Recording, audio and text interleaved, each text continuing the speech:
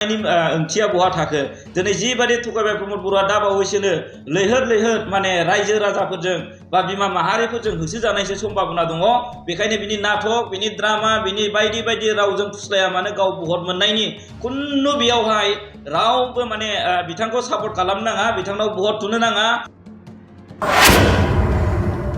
जाय सोरखारा मावनो होननाय खामानिफोरखौ मावनो हायासै दानिया आरो गोदान लामा दिहुनलायबाय। सिगांनि समाव बे बन बोनानै जाग्रा रावबो बन बोनानै जानांला बेबायदि होननानै माने गावसिनि सरखार जायोबा बेबायदि बाथ्राखौ बुंदोंमोन आरो बिसोरो बन बोनानै जाग्राबाबो माबा मोनसे साख्रि बाख्रि बा माबा मोनसे सुबिदाखौ मोनजोबसिगोन होननानै बुंदोंमोन। नाथाय आरो बिसोरखौ थगायनानै आरो दाना गोदान आयदा लादों बिसोरो। प्रमद बर' दैदेननाय एबा इउपिपिएल सरकारा मोनसे थगायसुला सरकार। बेबायदि दा जेनेबा एनडिबिनो जेनाखि रिहाबिलिटेसन होनांगौ बेखौ होजोबालासिनो एथ'जन होबाय होननानै दा जेनेबा प्रसेसआव दङ होनो गोनां दं होननानै थगायनायफोर बादि बै बिथांमोनखौबो थगायनो नागिरदों। दिनै बेखौनो आङो फोरमायथियो मिडियानि गेजेरजों दिनै सान्थिया फैबाय। दिनै एनडिबिनो रिहाबिलिटेसन होआलासिनो थगायनानै दं, बेबो मोनसे बिथांमोननि सान्थि।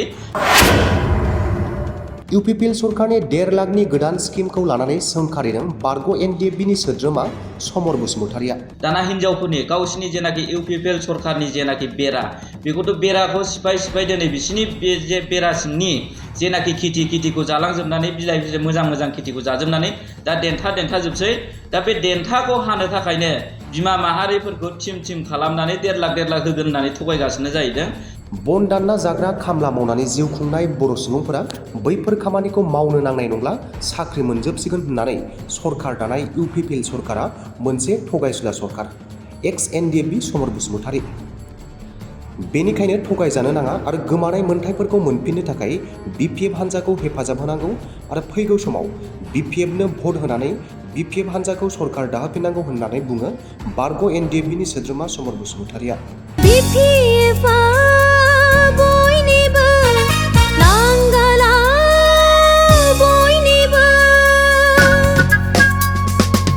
हाग्रामा महिलारि गैयाब्ला बिटिसिआव खोमसिया साग्लोबसिगोन। বিপিএফ সকলৰে বাবে নাঙল সকলৰে হাগ্ৰামা মহিলাৰী অবিহনে বিটিচি অন্ধকাৰে আবৰি ধৰিব।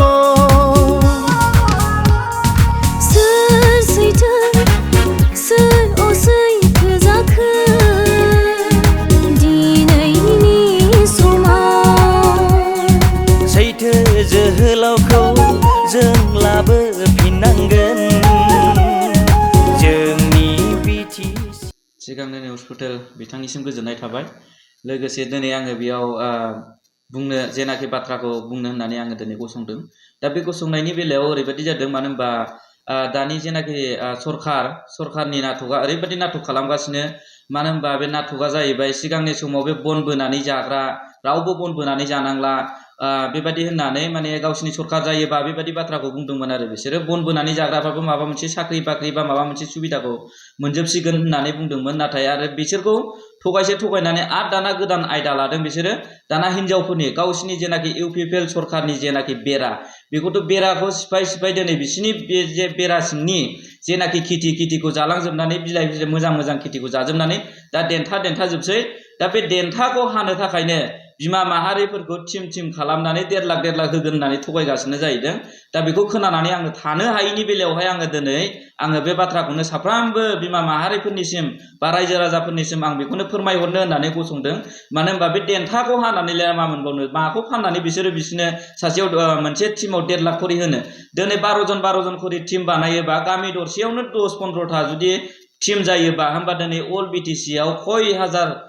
गामि दङ बेखौ सिन्था खालाम। मानो होनबा बिसोरो होनो हायै बाथ्राखौ ओरैनो मोनसे मोननैखौ होफ्लागोन बिसोरो। मोनसे मोननैखौ होखांनायनि उनावहाय बिसोरो दस्रा बेखौ प्रसेसआव दङ होननानै थगायनानै दोनबाय थागोन गावसोरा भट मोननाय बादि। जेरैबायदि दा जेनेबा एनडिबिनो जेनाखि रिहाबिलिटेसन होनांगौ बेखौ होजोबालासिनो एथ'जन होबाय होननानै दा जेनेबा प्रसेसआव दङ होनो गोनां दं होननानै थगायनायफोर बादि बै बिथांमोनखौबो थगायनो नागिरदों। दिनै बेखौनो आङो फोरमायथियो मिडियानि गेजेरजों। दिनै सान्थिया फैबाय। दिनै एनडिबिनि रिहेबिलिटेसन होआलासिनो थगायनानै दं बेबो मोनसे बिथांमोननि सान्थि आरो एनडिबिखौ जेनाखि केसखौ उइथड्र खालामनानै होआलासिनो दिनै केस उइथड्र खालामालासिनो थानानैबो बेबो मोनसे सान्थि बिसिनि थाखाय आरो मुंख्लं नखरफोरनो दिनै मोनसे गोजोननायखौ होआलासिनो थानानै बिथांमोनहा गोजोननाय आरो सान्थि बेबो आरो जेलाव थानाय एनडिबि साफ्रामखौबो दिनै जेलाव गारसोना दोनबाय थानाय बिथांमोननि दानि इउपिपिएल सरखारनि सायाव थाखाय बेबो माने सान्थि दा दिनै सान्थिल' सानफ्रामबो सान्थिल' दिनै सिगां समाव जेन'बा हौवाफोरखौ जेन'बा थगायबाय दा हिनजाव माहारिफोरखौ बिमा माहारिफोरखौ थगायनो बोलो होदों जाहाथे बिसोरजों थगायजाया बिसोर जेबो होनो हाया गावसोराल' जायै लोङै उदै गेन्द्रा जालायजोबदों बेखायनो बिसास खालामा आंजोंबो बिसास खालामा आं बेखौनो खावलायहरगोन साफ्रामबो एक्स एनडिबि जेसेबां दङ रिहेबिलिटेसन मोनै जेंनाजों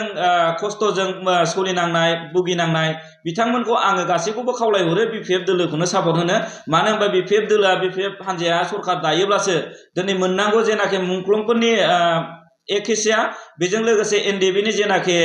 रिहेबिलिटेसन जेलाव थानाय केस उइथड्र गासैखौबो हाग्रामा सारासो अननानै बेखौ मावना होजोबगोन दानि जेनाखि प्रमद बर' सारा ओरैबायदि जाथि हारिखौ हजों दिल्लीयाव थगायना फैबाय दिनै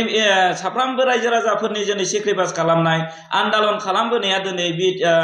बिटिसिनि गाहायनि जेनाखि बिटिइडिखौ बिटिआर खालामनायनि थाखाय सोरबा नांदोंमोन नामा दिनै आं बेखौनो फोरमायथियो मोनखानाय जेनाखि बिटिसि बिनि गोजौआव आलादा बर'लेण्ड सोरजिनांगौनि थाखायसो नांदोंमोन दिनै बिटिइडिखौ बिटिआर खालामनाय जेनाखि गोजौनिखौ गाहायाव बोख्लायनानै लांफिननाय बेखौ रावबो माने गोसो जायामोन दिनै जोङो जेन'बा जोंनाथ' सिगां क'क्राझार डिस्ट्रिक्ट 12 बुंखा होननायावमोन दिनै जोङो सिगां समाव जों बे समाव उन्दै जन्ममोन मानो होनना बुङोबा बे आन्दालननि दारैनो बिमा माहारिफ्रा हाजार बेयावनो जिनाहारि खालामलांजानाय आरो हौवा माथ्र'यैनो न'आव थानो हायामोन हाग्रायाव थाहैनाङोमोन खारखुमानानै थानाङोमोन जानाय लोंनाय सान्थि गैयै दिनै बेफोरबायदि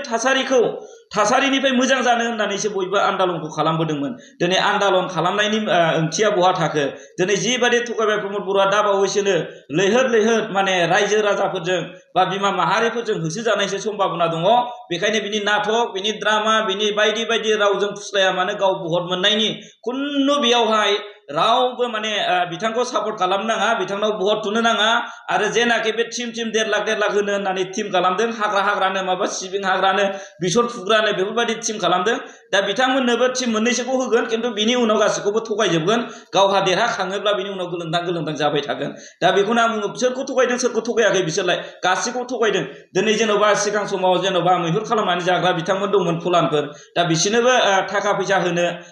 1 लाख ना 1.5 लाख ना 2 लाख बेफोरबायदि होनो होननानै थगायनानै गावसिनि सारेन्डार जाहोफैबाय नोंगौ जोंहा गोजोननाय मोनदों बेफोरबायदि जेन'बा थासारिनि मानसिफोरखौ बिसोर बेबायदि हालोदनि मानसिफोरखौ दिनै मोजाङाव लाबोनो हादों जों गोजोननायखौ मोनदों नाथाय थगायनायासो बिसिना दाया होनो होननानै जेखौ खुगासिदों बेखौ होनांगौमोन जोंथ' मिथिगासिनो रावनोबो होफेराखै दिनै रावनोबो मावाफेराखै रावनिबो केसखौबो दिनैसिम उइथड्र खालामनो हायाखै दा बेखायनो साफ्रोमबो केस गोनां एक्स एनडिबिफोरखौबो आं खावलायहरो लोब बिपिएफ दोलोआव हाबनानै जाहाथे बिपिएफखौ सापर्ट खालामनानै बिपिएफखौ देरहाहोहरो नङाबा जों बेसेबां थगायजाबावनो बेखौथ' मालाबाबो बिसास खालामनो नाङा प्रमद बर' सारखौ बेयो जाहैबाय दिल्लीयावनो थगायनानै फैदों एसेबां माने गिदिर मोनसे संगठनखौनो दिनै बर'लेण्डनि जांख्रिखांनाय मानसिफोरखौनो दिनै थगायनानै फाननानै बिटिइडि खालामनानै बिटिआर खालामना लाबोनो हादों बिटिइडिखौल' बिटिआर नामल' सोलायनाय बेखायनो आङो बुङो बेबायदि एसे गिदिर संगठनखौनो थगायनो हादोंब्ला बे नंखाय बे रायजो राजाफोरखौ जाम्बा जाम्बि नों आं जाम्बा जाम्बिफोरखौ थगायनो बेनो 1 सेकेन्डबो नाङा बेखायनो फोथायनो नाङा आङो चेलेन्ज खालामो बिथांजों फैबाय थानाय समाव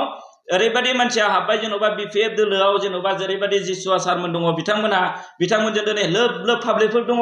दिनै बेजों लोगोसे जेन'बा नै जोंना दिरेन सारमोन दङ बिसोरबो बिपिएफआव दङ आरो दिनै जेन'बा